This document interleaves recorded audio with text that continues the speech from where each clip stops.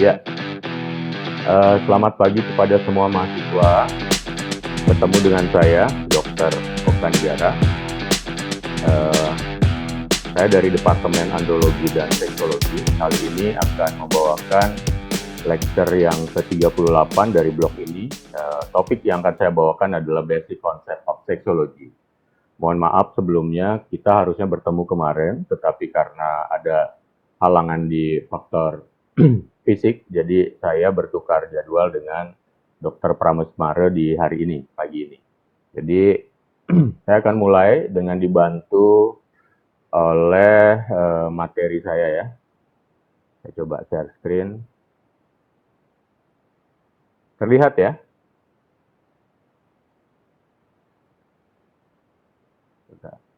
Jelas terlihat, dokter. Oke, ya. Bentar. Jadi yang berikutnya kita akan membahas tentang topik Basic Concept of Sexology.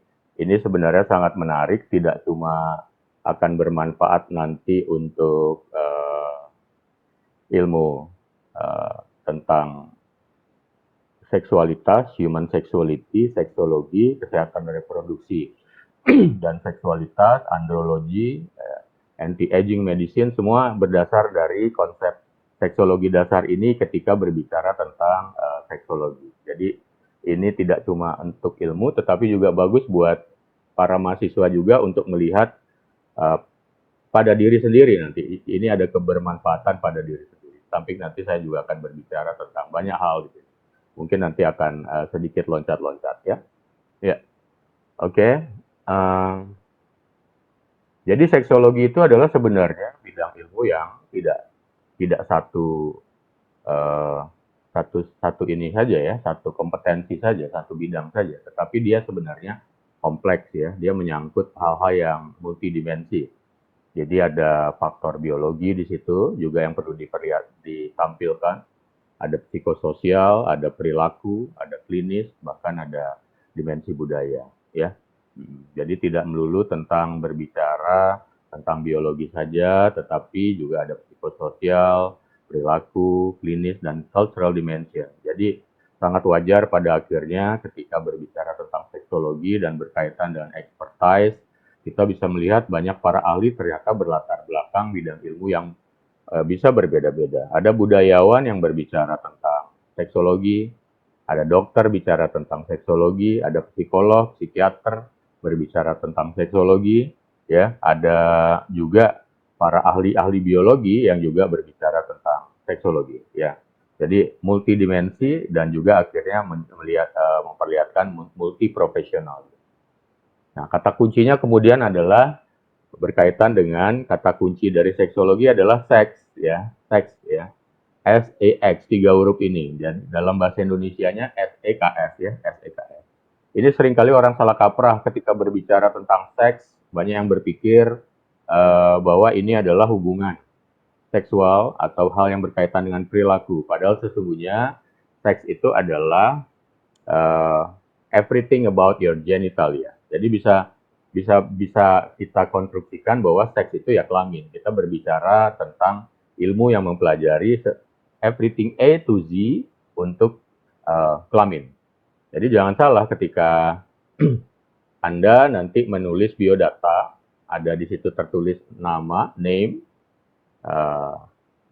gitu misalnya ya, Agus gitu, address dan pasar, birth of date, tanggal lahirnya, kemudian ada kata seks gitu, _2, jadi jangan ditulis di situ seks not yet gitu. Seks atau everyday di situ enggak ya. Jadi seks di situ ditulis adalah male, female atau tidak both of them gitu yang sekarang mulai diakui. Jadi seks itu sebenarnya adalah kelamin. Nah, kenapa kemudian dituliskan dengan jenis kelamin? Karena kelamin itu ya dia teridentifikasi ya. Misalnya penis dan vagina itu mengidentifikasikan jenis kelamin pemiliknya. Jadi yang memiliki penis disebut dengan laki-laki, yang memiliki vagina disebut perempuan, tapi yang ada di spektrum di tengah-tengahnya, misalnya ambiguo genitalia, mereka yang mungkin punya hipospadia berat, mereka yang kemudian juga kelaminnya tidak jelas ketika lahir mungkin cacat. Nah, itu perlu diidentify kemudian kelaminnya. Dan itu semua berkaitan dengan terminologi seks. Dan kalau dilihat dari dimensinya, tadi saya sudah sebutkan, ada yang disebut dengan dimensi biologi. Biologi ini berkaitan dengan bentuknya. Penis bentuknya seperti apa, ada batangnya, ada kepalanya, ada juga buah pelir atau testisnya, kemudian vagina juga demikian, bagaimana bentuknya, anatominya. Kemudian functionnya, fungsinya juga seperti apa. Kemudian kita berbicara tentang ada yang berbeda, berbeda tetapi ternyata itu normal-normal saja. Itu contohnya adalah size. Selama penis dia tidak termasuk ke dalam ekstrim lower size yang disebut dengan micropenis, sebenarnya dia tidak menjadi masalah. Sama dengan hidung.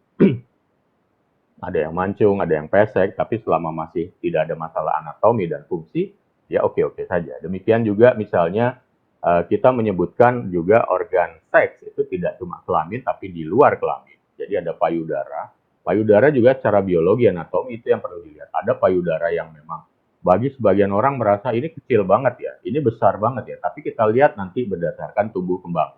Apakah memang berjalan secara normal. Itu nanti ada namanya skala Tanner yang diukur dari 1, 2, 3, dan seterusnya. Ya. Kemudian secara klinis kita bicara apakah ada penyakit. Ya, jadi infeksi menular seksual, kemudian penyakit-penyakit seperti Christokismus, hipospadia, ya, mikropenis, ya, kemudian juga secara klinis juga apakah fungsinya berjalan pada kejadian-kejadian sexual dysfunction itu masuk kepada dimensi klinis. Kemudian dimensi yang ketiga adalah psikososial dan behavior. Psikososial itu misalnya kehamilan. Kehamilan tidak diinginkan. Ada infeksi menular seksual yang tidak diharapkan. Itu ternyata berefek kepada hal-hal yang berkaitan dengan psikososialnya. Ya, ada stigma di situ. Infeksi HIV juga masuk ke dimensi seksologi, itu juga ada stigma yang ada di dalam. Kemudian berikutnya adalah behavior, perilakunya. Nah, khusus untuk behavior ini yang menarik dibahas, pada akhirnya memang terjadi konotasi, ya, terjadi hal yang sifatnya konvergen mengerucut kepada pembahasan behavior ini sebagai konteks seks. Jadi seks sebagai perilaku atau hubungan seksual, istilah itu berkembang, itu menjadi ranah domain di dalam dunia pembahasan seksologi. Jadi tidak salah juga ketika berbicara tentang seks adalah hubungan seksual, karena memang ada dimensi behavior di dalamnya. Tetapi arti sesungguhnya dari seks adalah kelamin, ya. Kemudian dimensi yang lain culture. Ya, ini menarik sekali sebenarnya membahas culture, tapi tidak mungkin kita bahas itu, ya. Jadi ada budaya-budaya tertentu. Reok Ponorogo misalnya di Indonesia itu mempraktekkan praktek-praktek homoseksual dan pedofilia yang diterima oleh masyarakat. Kemudian juga budaya Sifon misalnya di Nusa Tenggara itu mempraktekkan sirkumsisi dengan bergonta-ganti pasangan. Sirkumsisi dengan ada hubungan seksual beresiko di dalamnya sebagai terapi dari sirkumsisi yang berdarah-darah. Kemudian juga di Gunung Kemukus di daerah Jawa Tengah dekat Jogja itu ada praktek hubungan seksual massal atau hubungan seksual beresiko gonta-ganti pasangan untuk mendapatkan keuntungan, misalnya untuk ingin menjadi kaya, ingin menjadi terhormat, ya, akhirnya harus menjalankan ritual budaya yang ternyata di situ ada tukar menukar pasangan seksual. Nah, itu baru budaya di Indonesia, belum lagi budaya seksual di tempat lain, itu akan sangat menarik sebenarnya. Terus yang berikutnya adalah, jadi ini sudah ya, dimensi biologi, dimensi klinis, tadi sudah kita bahas, dimensi psikososial, dimensi perilaku, dimensi cultural, nanti bisa kita diskusikan. Jadi coba kita lihat kemudian beberapa perbedaan istilah yang cukup populer. Jadi the difference between sex, seks itu adalah genitalia, sexuality atau seksualitas itu apa dok? Nah, seksualitas itu berkaitan dengan hal-hal lain, ya. Dengan dimensi ada di situ nilai, ada di situ sikap, ada orientasi dan perilaku. Jadi agak sedikit berbeda antara seks dan seksualitas. Jadi seksualitas itu ada nilai-nilai yang dianut. Bagaimana nilai saat ini memandang misalnya hubungan seksual pranikah. Bagaimana memandang hubungan seksual dalam konteks marital atau pernikahan. bagaimana hubungan seksual kemudian dengan multi partner itu diperbolehkan atau tidak. Nah, itu ada nilai. Attitude. Kemudian attitude itu berbicara tentang misalnya first debut of sexual intercourse itu umur berapa ya? Perilaku seksual pertama kali yang diperbolehkan itu umur berapa ya? Nah, itu ada attitude di situ. Kemudian sikap-sikap untuk menerima bahwa jika ternyata ada aktivitas seksual yang diperbolehkan atau tidak. Apalagi sekarang zamannya uh, era digital 4.0 dengan media internet dan media sosialnya. Di sini sikap-sikap yang berhadapan dengan seksual semakin kemudian berubah dibandingkan 2 dekade lalu. Kemudian yang berkaitan dengan orientasi. Kalau di zaman-zaman lalu, misalnya LGBT, homoseksual, ya, biseksual itu menjadi sebuah hal yang dimasukkan ke dalam konteks penyakit uh, atau abnormalitas atau anomali. Saat ini orientasi bisa dijelaskan bahwa itu adalah orientasi.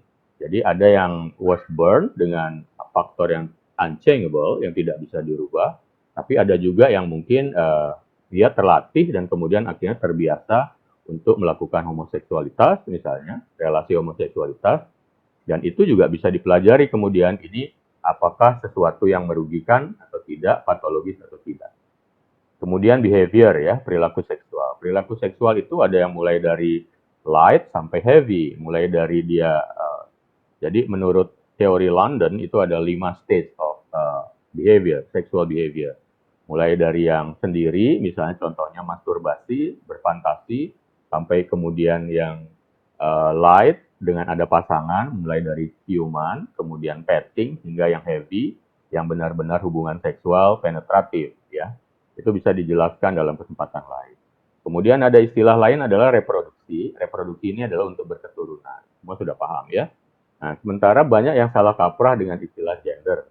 Ya, jadi ada yang menganggap gender itu kelamin. Jadi gender orientation, gender ini. Tolong tuliskan gender Anda. No, itu adalah salah. Ya. Jadi sebenarnya gender itu adalah status atau peran yang diberikan oleh komunitas terhadap seks tertentu.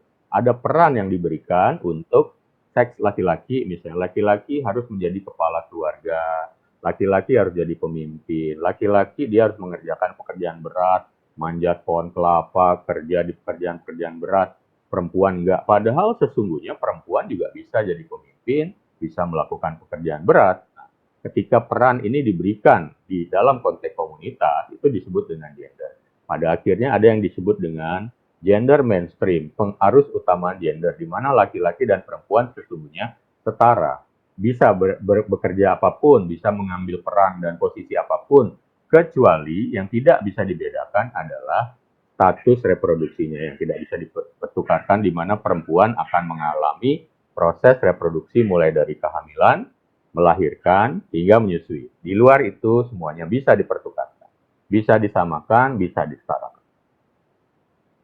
Oke. Nah, pada akhirnya kita akan melihat bahwa dalam konteks seksual dan reproduksi yang dalam hal ini mampir di organ yang sama, itu penentunya adalah hormon. Di sini bisa kita lihat contohnya adalah yang dominan pada perempuan itu hormon estrogen. Dia nanti akan mempengaruhi ya pembentukan atau tumbuhnya payudara, tumbuhnya rambut pubis, kemudian bentuk panggul ya. Sementara pada laki-laki yang dominan adalah testosteron. Ini juga sama pembentukan rambut-rambut di tubuh, ya suara, otot, ya. Nah, jadi ini nanti akan dijelaskan juga sesungguhnya dalam topik yang lain. Nah, jadi semua sudah tahu ya pada akhirnya kita dalam proses tumbuh kembang reproduksi dan seksologi itu perkembangan fisik yang kelihatan sangat jelas pada saat pubertas ya, pengaruh dari androgen, estrogen, testosteron. Testosteron itu androgen yang sangat jelas di sini bahwa ketika terjadi pubertas itu perubahan-perubahan ini semua terjadi ya, ada pada laki-laki misalnya jerawat, rambut ya, rambut di seputaran wajah, suara kemudian lebih memberat ya, bulu ketiak, bulu dada, rambut sebenarnya, rambut ketiak, rambut dada, otot lebih terbangun ya. Kemudian yang paling jelas terjadi perkembangan dan tumbuh kembang pada penis, testis, termasuk tampilan luar yang terlihat ada skrotumnya. Dan ciri primer kemudian adalah terjadinya ejakulasi pertama kali, baik itu lewat mimpi basah maupun jika sudah melakukan masturbasi. Ada perempuan juga demikian, sama ya, tapi memang ada sedikit ada perbedaannya, terutama di payudara, bentuk tubuh yang kemudian panggulnya menjadi lebih rounded, ya, di dalam uterus berkembang, ya. Nah, yang paling penting primer changing-nya adalah menstruasi, ya, menstruasi pertama kali. Ini artinya adalah ketika seorang perempuan sudah menstruasi, dia sudah bisa hamil. Seorang laki-laki yang sudah ejakulasi, dia sudah bisa menghamil. Ya, itu makna. Kemudian kita akan lihat nanti dalam tumbuh kembang juga ada yang disebut dengan tenor stage of development, ada tenor staging, itu ada stage 1, 2, 3, 4, 5, ya. Antara laki-laki dan perempuan ini bisa dilihat perubahannya. Nanti ini boleh materi ini saya akan share ke Theodore nanti untuk bisa dibagikan, ya. Ini bisa dilihat karena nggak mungkin dibahas semuanya hari ini, kita akan membahasnya secara cepat saja. Tenor staging itu sampai 5 ya. Saya yakin semua mahasiswa saya paling tidak udah di stage 4 atau 5 ya. Stage 4 minimal. Ya, kemudian juga di ini pertumbuhan penis lihat ya 1 2 3 4 ya. 5 ya paling enggak sudah di stadium 4 ya, paling lambat ada di stadium 3. Tapi kalau ada yang masih stadium 1 masih belum tumbuh testisnya, penisnya masih kecil, skrotumnya masih kelihatan halus, boleh konsul nanti dengan saya. Ya, oke. Demikian juga secara psikoseksual stage itu ada yang disebut dengan Freud ya, Sigmund Freud, psikoseksual stage itu ada fase di mana manusia sejak lahir itu berkembang terus dia, di mana area yang kemudian memunculkan reaksi seksual ya. Jadi kenikmatan, kesenangan seksual ada di mana itu ternyata berubah-ubah ya dari waktu dia baru lahir sampai 2 tahun. Ada di mulut, itu disebut dengan fase oral, di mana bayi senang sekali menghisap puting ibunya untuk mendapatkan air susu ibu, tapi juga senang ngemut-ngemut jarinya. Kemudian berkembang ke fase anal, itu umur 2-3 tahun, di mana daerah kepuasan kesenangan seksualnya ada di dubur. Ini agak saru memang untuk diperhatikan. Dia senang nahan-nahan buang air besar, pupnya, atau mungkin nahan pipis juga, karena dirasakan agak menyenangkan. Kemudian di umur 3 sampai 6 tahun atau 7 tahun, itu fase falik, di mana si anak memang sudah benar menikmati bahwa kelaminnya itu adalah pusat kesenangan. Jadi suka megang-megang kelamin di sini, tapi hati-hati sekali. Kenapa pada akhirnya sex education itu butuh dilakukan sedini mungkin ketika anak-anak sudah bisa berkomunikasi dengan orang tua. Karena apa? Ketika anak menyukai daerah kelamin itu sebagai kesenangannya walaupun dia tidak sadar, pada saat ini seringkali terjadi pelecehan seksual oleh orang terdekat.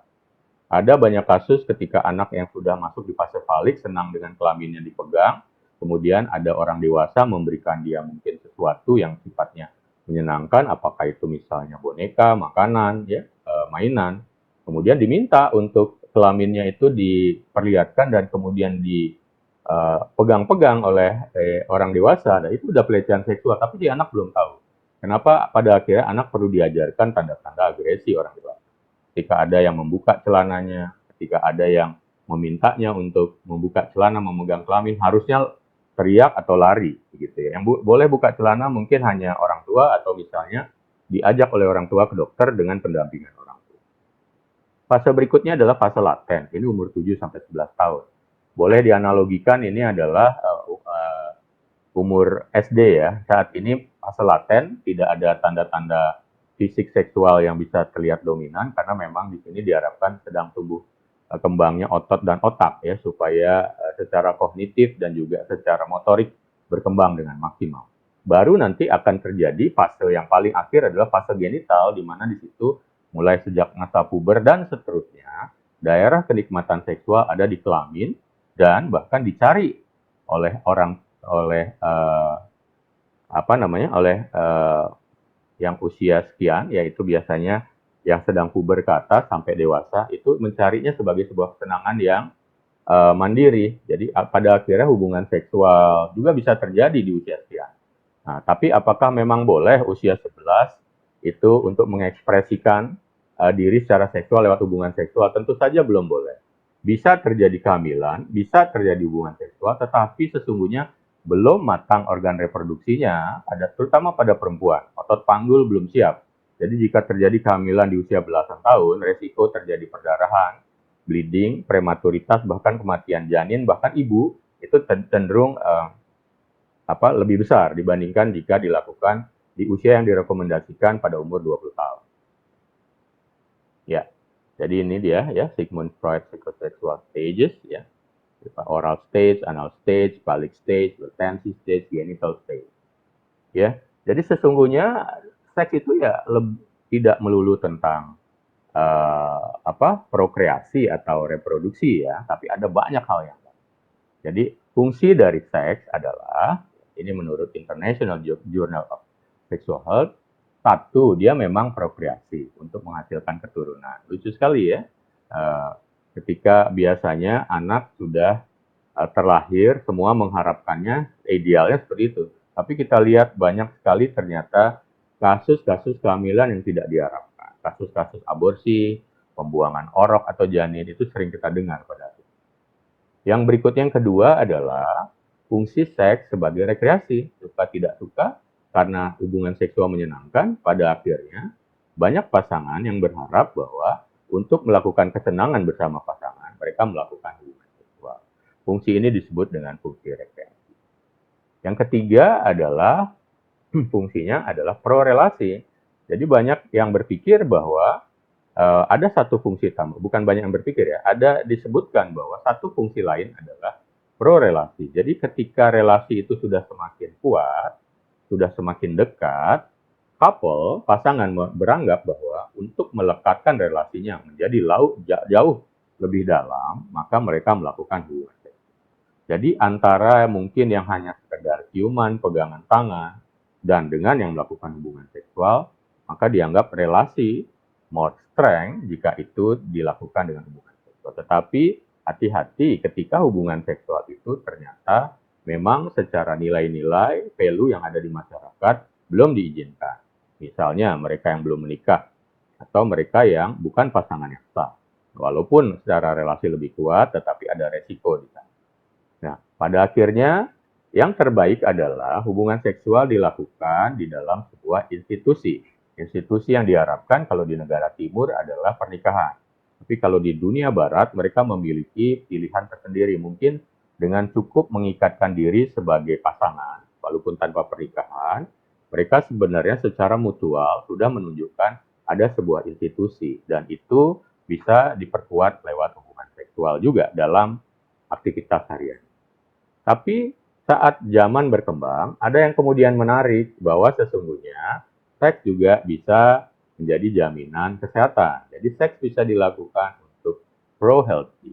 Jadi seks juga kemudian pada akhirnya diajarkan di dalam konsep anti-aging medicine, di mana seks yang sehat, baik itu secara fisik, mental, spiritual, bahkan sosial, itu menjadi jaminan untuk usia lebih panjang. Karena hubungan seksual yang dilakukan secara teratur, sebagai contoh adalah 2 kali seminggu, ya, itu akan merilis berbagai hormon reproduksi dan seksual secara optimal.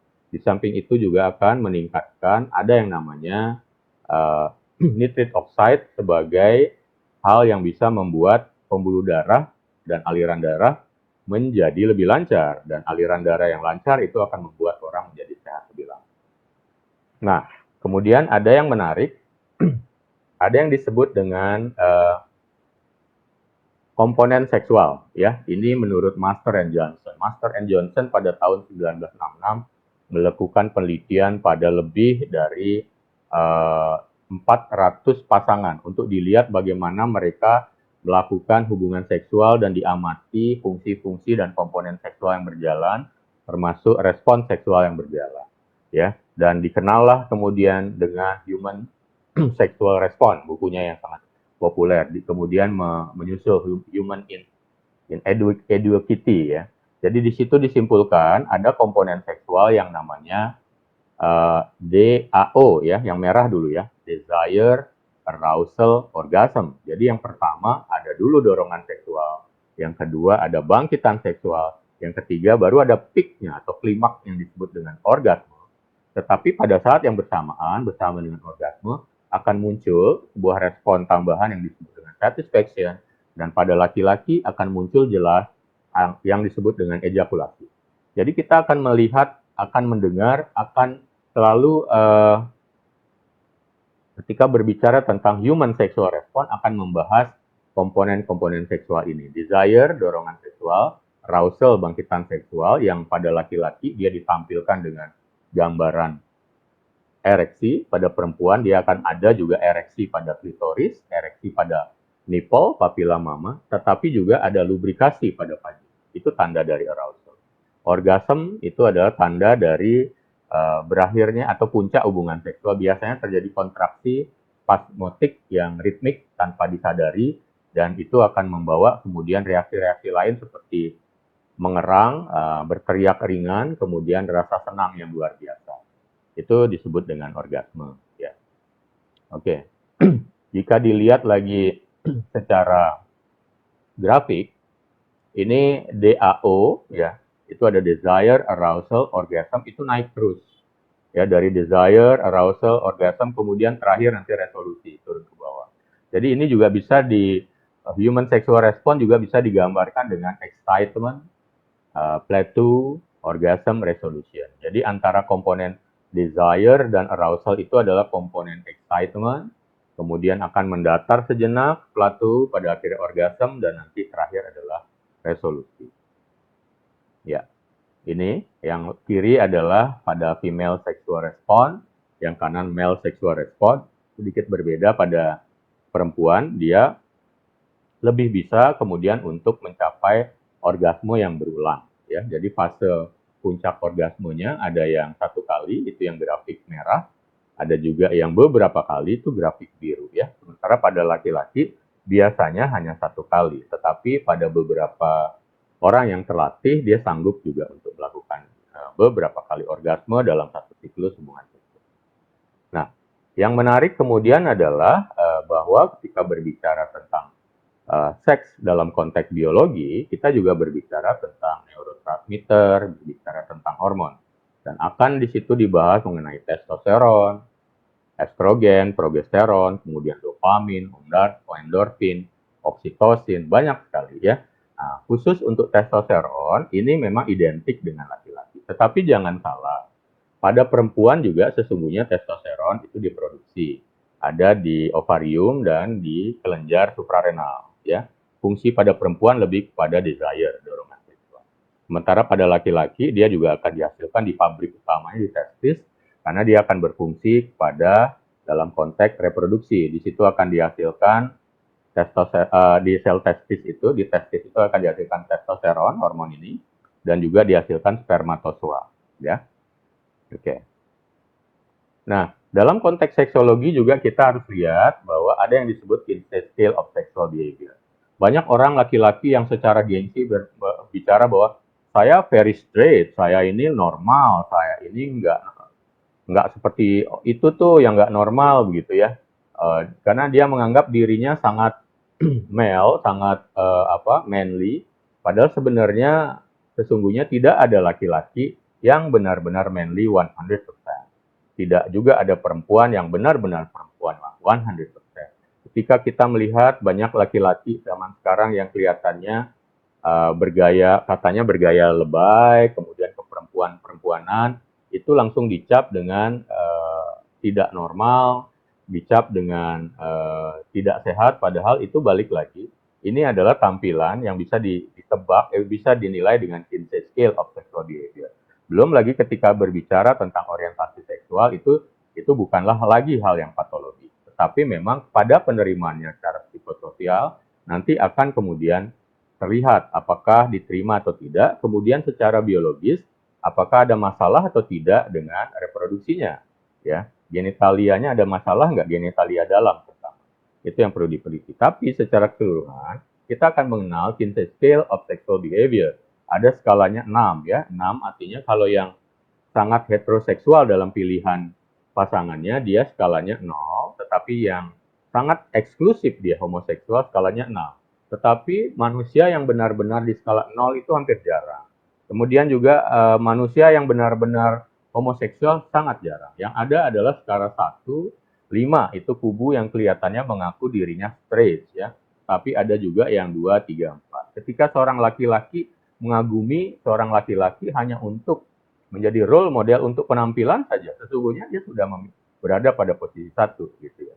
Nah, kemudian demikian juga misalnya laki-laki dia waktu goncengan sepeda motor peluk-pelukan gitu ya, pegangan erat, dia udah nggak nol lagi ya. Jadi kalau ada yang ngaku sangat manly, sini saya nilai kinsey scale, saya bisa tebak berapa, apakah 0, 1, 2, 3, jangan-jangan malah 4. Dan itu it's okay saja ya. Oke. Ya, kemudian kita juga dalam konteks seksualitas atau seksologi mengenal yang disebut gangguan atau yang tidak normal, baru yang ini yang disebut dengan parafilia ya, atau di DSM-5 disebut sebagai specified paraphilic disorder. Nah, ini yang baru tidak normal. Mulai dari voyeuris itu yang suka mengintip, eksibisionis suka mempertontonkan kelamin, proteuristik suka dirame-rame gosok-gosokkan kelaminnya, masokisme, sadisme yang satu suka disakiti, satu lagi suka menyakiti, pedofili yang suka mencari pasangan seksualnya adalah anak-anak, fetis yang menggunakan bahan-bahan yang non kelamin, non genital, transvest suka dia mengganti pakaiannya. Ya, ini berkaitan dengan gangguan yang sifatnya yang menetap. Jika ini menetap dan eksklusif, nah kemungkinan ada problem psikologis yang mengganggu dan perlu mungkin dikoreksi. Ya. Jadi pada sesungguhnya persepsi seksual itu dan perilaku itu berubah terus ya. Kalau zaman dulu misalnya masturbasi nggak boleh, onani nggak boleh, berdosa ya, bisa bikin penyakit. Sekarang is okay, nggak apa-apa selama itu tidak dilakukan dengan sering dan menggunakan alat bantu yang mengakibatkan infeksi. Dan dalam konteks seksologi itu terlalu banyak mitos dan hoax ya. Ini banyak mitosnya ya. Saya nggak coba bahas semuanya ya. Hubungan seksual sekali aja nggak bisa hamil itu mitos. Hubungan seksual pertama kali berdarah, hubungan seksual nggak bakal hamil, loncat-loncat setelah berhubungan seks untuk mencegah kehamilan. Keperawanan ditebak dari cara jalan dan bentuk pinggul. Ukuran kelamin sangat berarti, dorongan seksual laki-laki lebih besar, payudara besar, dorongan seksualnya besar. Yang bersih dan cantik nggak mungkin tertular IMS. It's all myth and hoaxes ya. Jadi pandai-pandai memilah mana yang benar untuk diedarkan kembali, dibagikan, mana yang salah untuk kemudian kita bantu untuk dieliminasi. Ya. Jadi ketika berbicara tentang budaya juga, referensi seksual udah banyak, udah dari dulu. Ya sudah lebih canggih, malah lebih lengkap dari zaman sekarang. Di India misalnya ada Kama Sutra, di Jepang ada Xunga, di Middle East, Timur Tengah ada Quratul Uyun, ya. Di Cina ada banyak lagi di situ buku teks seksologi, Sunu Ching dan Chuani Ching, Chinese Ching, ya. Saya sebagian sudah pernah membacanya. Di India ada Koka Sastra Ratih Rahasya yang justru saya lebih tertarik dengan ini dibandingkan Kama Sutra. Juga ada Anangga Rangga. Jangan salah, di Jawa itu ada cukup komplit, walaupun tidak melulu tentang seksologi, tetapi ada konteks seksologi di dalamnya yang namanya Serat Sentini. Lebih lengkap di situ, bahkan membahas tentang IMS, segala ya. Di Bali, ini juga klitoris, G-spot, itu dibahas di Bali. Di lontar-lontar yang ada di Bali, ada di Resi Sambina. Kemudian aturan untuk berhubungan seksual, disfungsi seksual ada di Pameda Semara. Kemudian bagaimana meningkatkan kualitas hubungan seksual, menciptakan relasi yang baik, itu ada di Rahasia Segala. Menarik sekali. Kemudian di Eropa juga sempat ada buku yang kontroversial, Onana di abad 18. Itu buku yang menyebutkan bahwa melakukan onani itu sangat dosa, akan mengakibatkan banyak penyakit, kebutaan, kelumpuhan, dan lain-lain. Yang ternyata tidak terbukti saat itu. Ya. Kemudian berbicara, itu tadi referensi yang bisa dijadikan rujukan. Tapi ada juga tradisi-tradisi yang aneh, yang bizar, itu yang juga bisa ditelusuri ya. Ada menstruating man di New Guinea, Papua New Guinea. Ada homosexual self-mutual mutilation di Zambia. Ada di Eskimo itu tamu, jika bertamu laki-laki dan menginap, dia biasanya ditemani oleh istri yang punya rumah atau anak perempuan yang udah dewasa, dan itu dianggap sebuah kehormatan. Kebayang nggak itu ya? Kemudian di Malingau juga begitu, untuk bisa menikah seorang perempuan harus diajari dulu supaya tahu yang namanya orgasme, nanti keluarga yang menerima, keluarga laki-laki, kalau si perempuan belum dilatih hubungan seksual sampai bisa orgasme, mereka akan menolak. Jadi ada semacam dukun yang melakukan hubungan seksual rutin dengan perempuan yang akan menikah, itu melatih si perempuan supaya bisa orgasme. Pada saat nanti si perempuan dianggap sudah lulus, baru dia nanti layak untuk menikah. Ya di Nepal malah ketika ada ritual-ritual tertentu itu pasangan-pasangan saling bertukar istri, ya. Nah, jadi sangat menarik sebenarnya, banyak sekali. Ya, kalau di Indonesia pada akhirnya memang dia lebih ke budayanya patriarki. Contoh-contoh menarik ada budaya di Gunung Bungkus, Reog ya, Bisu itu di Bugis ya, Bugis, di mana tokoh adat utamanya adalah justru seorang uh, transgender atau seorang apa namanya yang ambiguo genitalia karena kepercayaan Lagaligo itu memandang bahwa Tuhan dan perwakilan Tuhan di dunia harusnya tidak memiliki kelamin, tidak berkelamin laki-laki atau perempuan. Sipon di Nusa Tenggara, ya ini budaya memperbesar kelamin lewat Maerot, ini kenyataannya adalah hoax yang bertahun-tahun lamanya atau sesuatu yang tidak benar. Daun bungkus di Papua, untuk memperbesar kelamin pakai daun bungkus, yang daunnya bisa bikin bengkak, ya. Nah, itu semacam di Bali lateng gitu ya. Nah itu ternyata juga it's not working at all. Jadi kata kuncinya kemudian berbicara tentang seks yang sehat adalah menentukan kualitas hidup yang baik. Ya, jadi seks sehat itu seks yang fisiknya sehat, emosi, mental, dan sosialnya juga sehat. Yang berkaitan tentang kesehatan seksualnya. Ya, kita lanjutkan saja. Jadi pada intinya sebenarnya yang paling penting adalah harus tetap berpikir bagaimana organ seksual itu tetap terjaga dengan baik, baik secara fisik tadi, psikis, sosial, ya, dan manusia juga harus tahu bahwa untuk menikmati hubungan seksual, dia harus tahu bahwa daerah kerangsangan.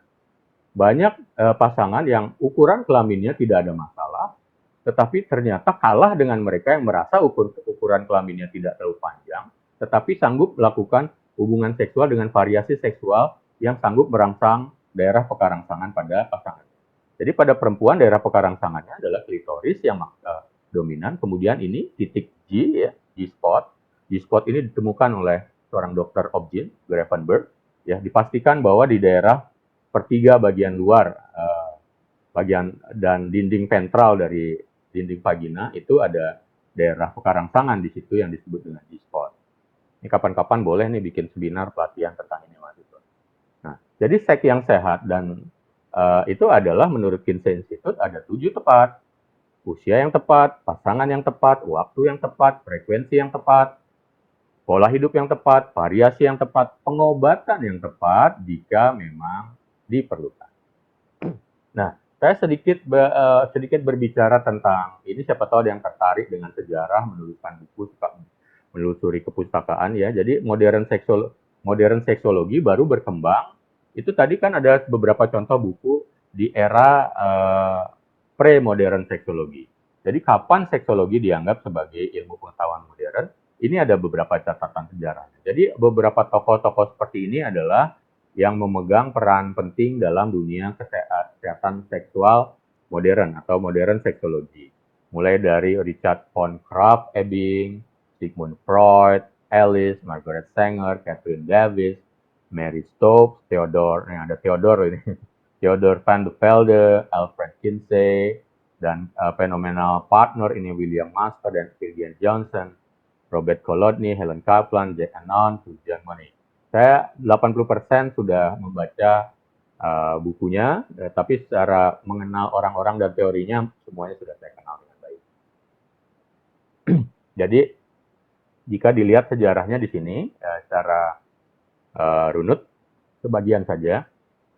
Tahun 1871 tuh Charles Darwin itu membuat sebuah penelitian dituangkan dalam buku The Essence of Man and Selection in Relation to Sex. Di situ banyak sekali teori-teori baru tentang dominasi laki-laki di dalam relasi seksual.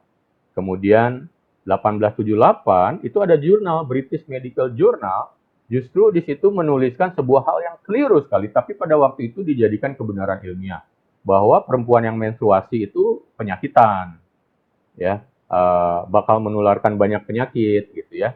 Memang ini berjalan dengan banyak kultur yang menyebutkan perempuan menstruasi itu tidak boleh mungkin olahraga, tidak boleh untuk datang ke tempat tempat suci karena mereka berpotensi untuk menjadi tempat suci menjadi tidak suci, atau istilah di Bali misalnya loteh atau kotor.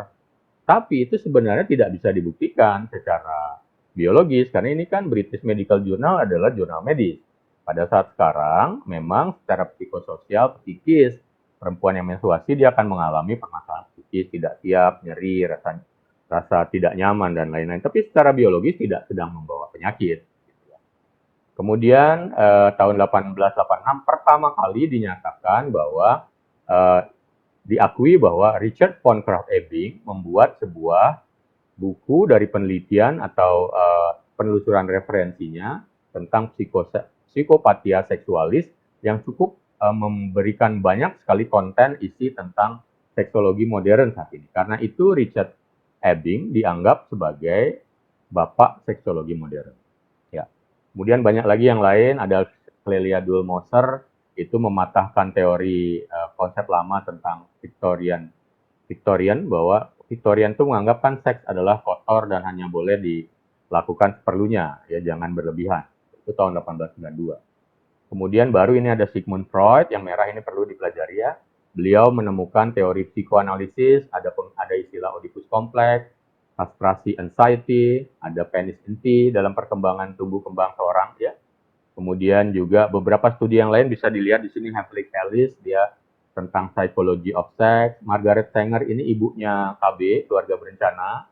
Dia yang pionir pertama kali family planning. Catherine Davis, ini cukup fenomenal. Dia mempelajari kehidupan seksual perempuan sebanyak 2.200 orang perempuan.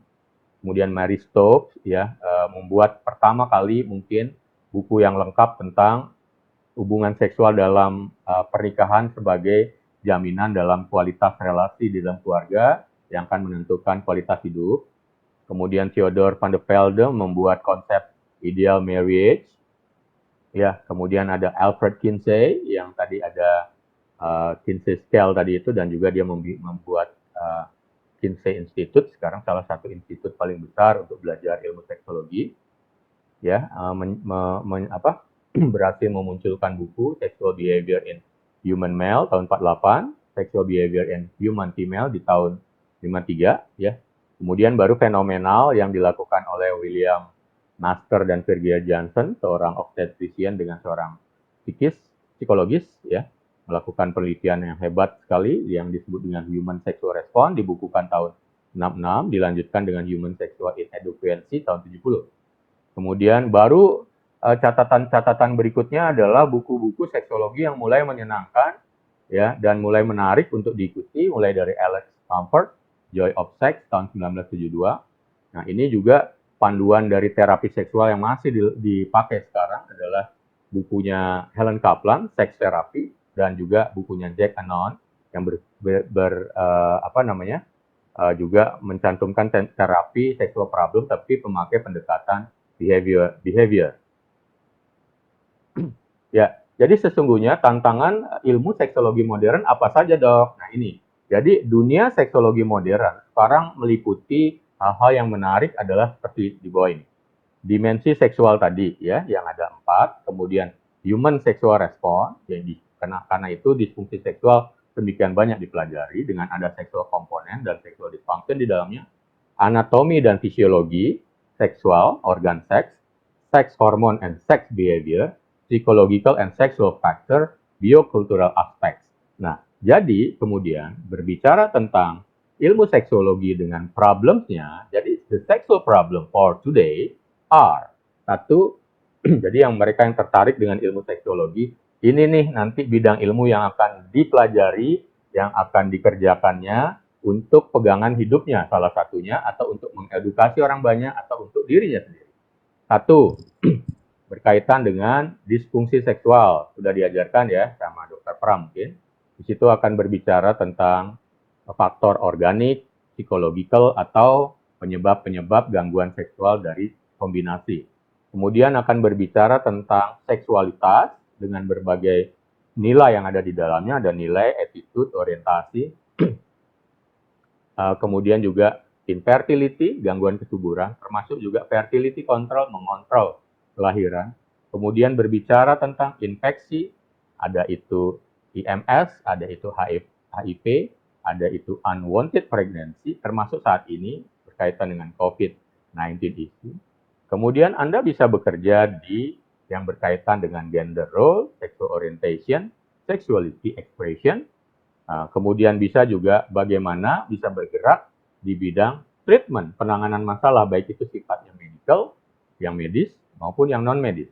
Juga ada prevention, ada edukasi, dan juga advanced management saat ini dikembangkan mulai dari teknologi reproduksi berbantu seperti inseminasi, bayi tabung. Bayi tabung aja turunannya banyak sekali. Ada tentang IVF dibahas di situ, ITSI, TC, MESE, dan banyak hal lain. Stem cell juga digunakan nanti untuk mengatasi masalah seksual.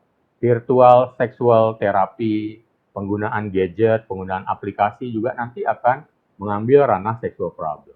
Dan pada akhirnya ilmu yang paling berkembang saat ini adalah bagaimana sexual problem juga menjadi isu untuk bisa meng-create, bisa mewujudkan, memaintain quality of life issue including anti-aging medicine approach. Nah, kemudian yang masih berkembang berikutnya dalam ilmu seksologi adalah pro dan kontra antara budaya dan ilmu pengetahuan. Contohnya aja misalnya dominasi patriarki, pro kontra tentang poligami, pro kontra tentang dominasi seksual, termasuk kekerasan seksual di sana termasuk kebijakannya. Saat ini Udayana disebutkan tengah punya masalah terjadinya kekerasan seksual pada 42 kejadian. Nah, bagaimana respon kita mengatasi hal ini juga harus cukup serius. Jadi semuanya harus pro terhadap upaya menuju menjamin kekerasan seksual itu bisa terjadi getting to zero, tidak terjadi lagi ya. Kemudian fertility mitos juga, banyak sekali mitos-mitos tentang fertilitas ya. Female genital cutting, ini sunat perempuan masih juga berjalan di mana-mana. Ini mengundang infeksi. Kemudian pro kontra tentang kontrasepsi, pro kontra tentang mitos dan hoax, juga upaya memperbesar kelamin, penis, memperbaiki vagina, ya, tradisional medicine, ya. Jadi ada yang bilang bahwa herbal bisa memperbesar kelamin, itu big no, ya, big no. Ya. Dan yang terakhir adalah isu tentang seksologi di masa pandemi. Saat ini penularannya kan lewat droplet ya, untuk virus SARS-CoV-2 atau COVID-19. Jadi diharapkan kalau mau berhubungan seksual, paling baik itu virtual sex, tapi kalau misalnya mau dengan pasangan, pastikan tidak terjadi kontak droplet, jadi semuanya tetap pakai masker ya, jika pasangannya belum ketahuan status COVID-nya, jadi kecuali sudah melakukan tes dan dua-duanya negatif, silakan berhubungan seksual seperti biasa. Ya, juga gunakan kondom dan pastikan juga tidak melakukan anal sex atau anogenital sex karena ada dugaan juga penularan lewat aktivitas streaming atau kontak dengan feses dari dubur. Ya, ini kita lanjutkan saja. Jadi berbicara tentang seksologi dengan jalan yang baik dan benar, pada akhirnya akan mendapatkan manfaat. Satu, akan mencegah permasalahan seksual. Yang kedua, akan membuat bahwa membuat kita yang menjadi paham akan dapat melakukan pemberian informasi dan edukasi konteks seksual yang benar dan baik ya, proper. Kemudian juga yang ketiga, sanggup untuk mengatasi masalah seksual yang ada, dan pada akhirnya kita akan menjadi lebih menghargai manusia yang lain.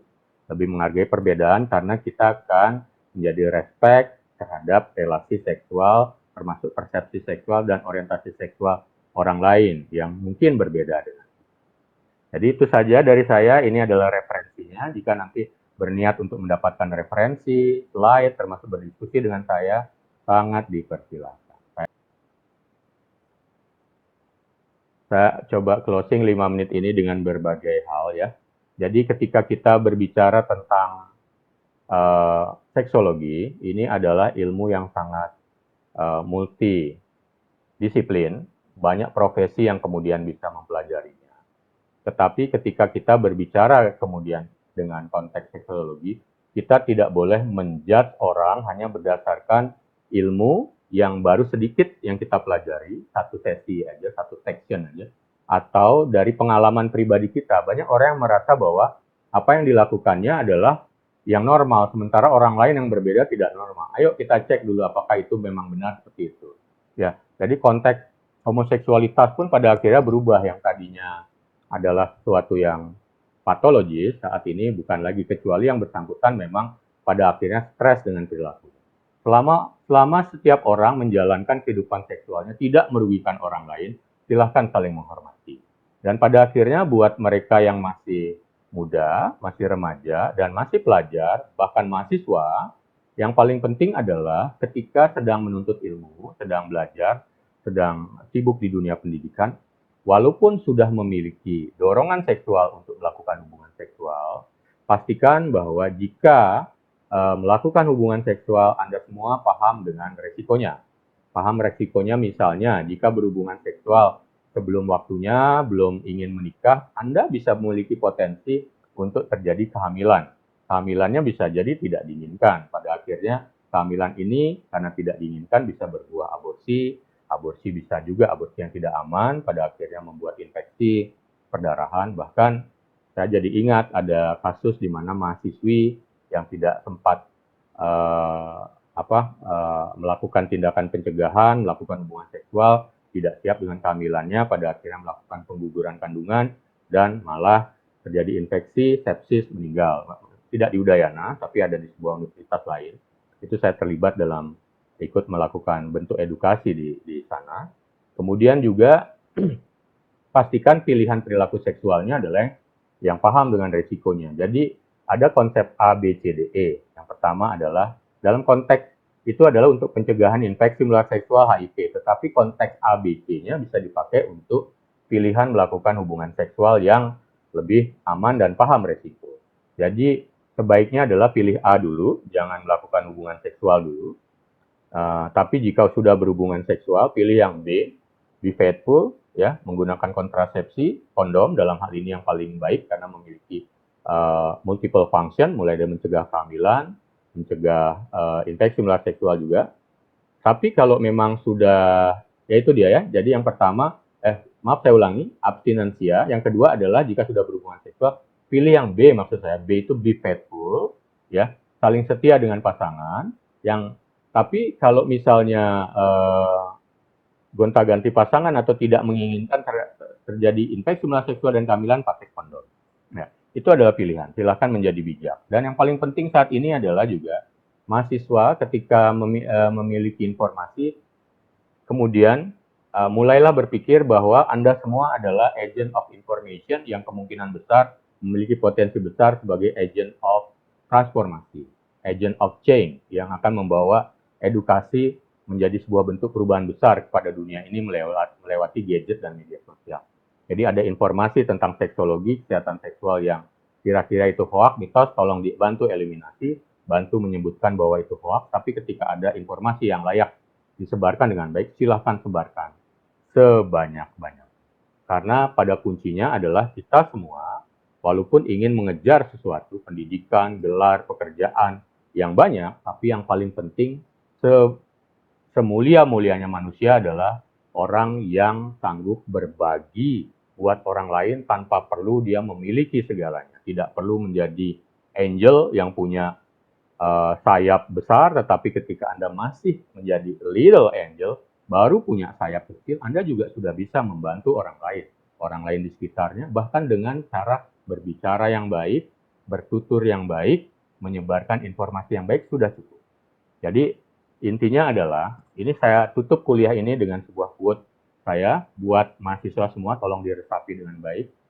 Manusia baru berarti sebagai manusia yang mulia, bukanlah dari jabatannya, bukan dari hartanya yang berlimpah, bukan dari gelarnya yang banyak, bukan dari apapun yang dia dapatkan dan miliki, tetapi sesungguhnya baru mulia sebagai manusia justru dari apa yang sudah sanggup diberikan buat orang lain sekecil apapun.